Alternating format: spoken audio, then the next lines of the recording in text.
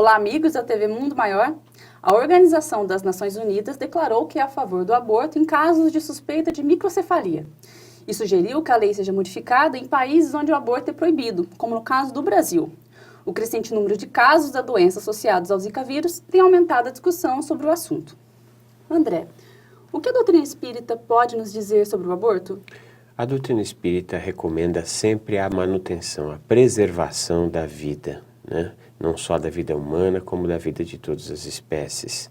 No caso específico do aborto, o único caso em que o Pentateuco Kardeciano, né, que são os principais livros que são a base para a doutrina dos espíritos, tratam do assunto, é quando existe o risco de morte da mãe. Né? E aí os espíritos superiores até nos dizem, é melhor que se preserve a vida material encarnada em curso do que aquela que está por vir. É o único caso. No caso contrário, nós somos partidários sempre da vida.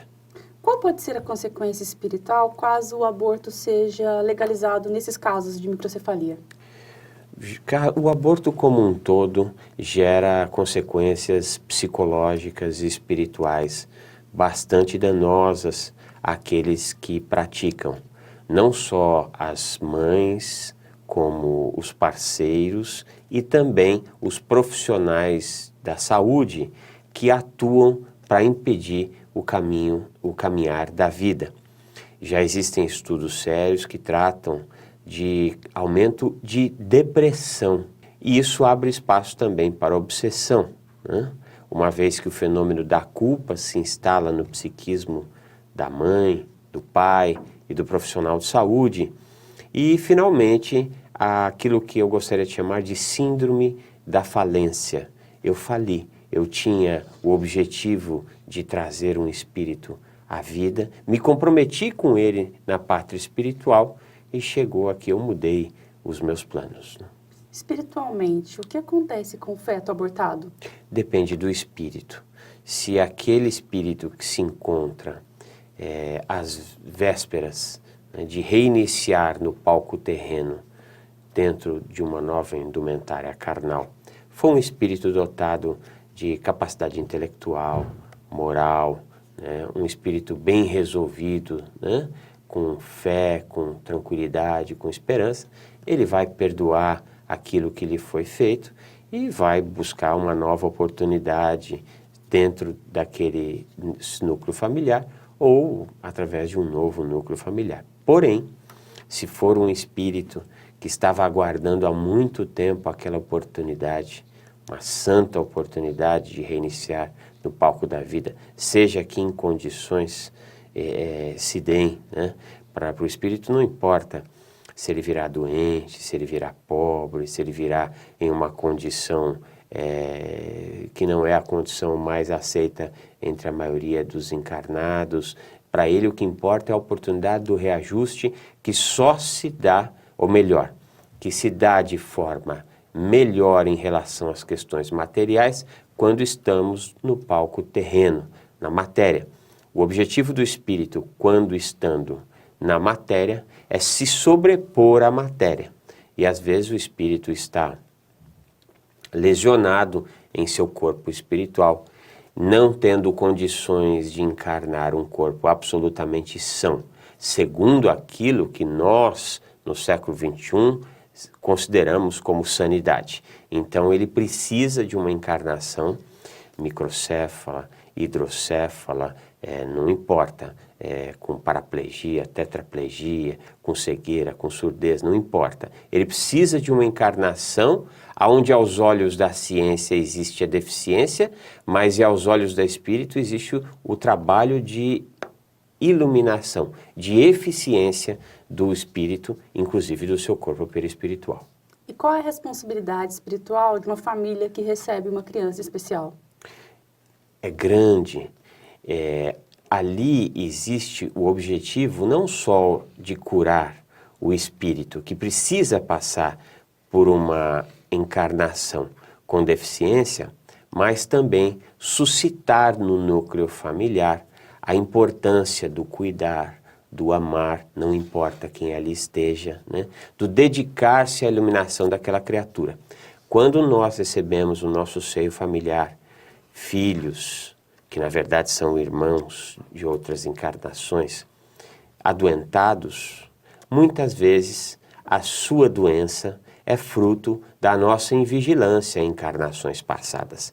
Então, de uma forma bastante tosca, digamos que um triângulo amoroso fez com que um dos membros do triângulo não aguentasse o sofrimento de repartir ou de perder a sua amada, o seu amado, e procura o suicídio.